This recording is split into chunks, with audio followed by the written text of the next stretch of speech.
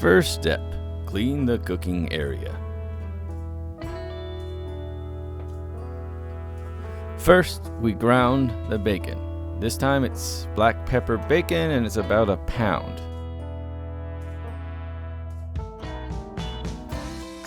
Next, about a pound of carne asada. Again, this is my first time using this implement, so there were some learning curves to it. Next, a pound of beef/pork chorizo, making this whole meal half bacon, half beef. Mix it well.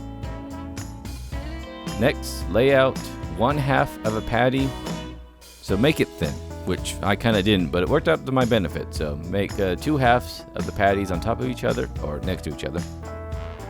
Next, add some cheese. I did my favorite, habanero jack. You want to put it in the middle and then surround the meat around it.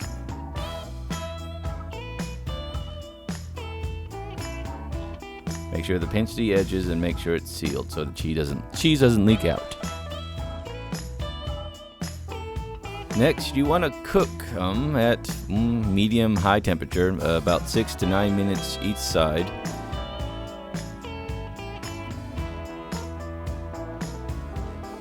For the last 3 minutes, I've tossed in a ice cube and put the lid on to kind of steam it to get the cheese nice and melty. Now it's time to cut it open and see what it looks like. Ignore the running cable and gaff tape in the background. There you go, nice gooey cheese. Ooh, look at that. So,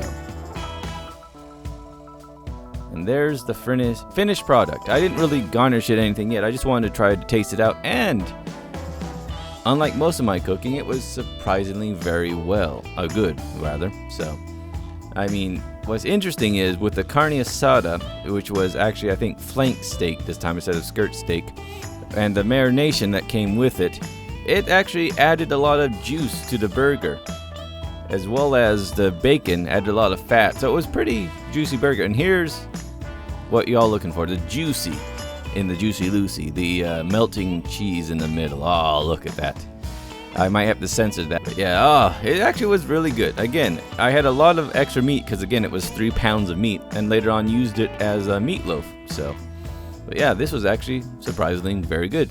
Try it for yourself. Tell me what you came up with.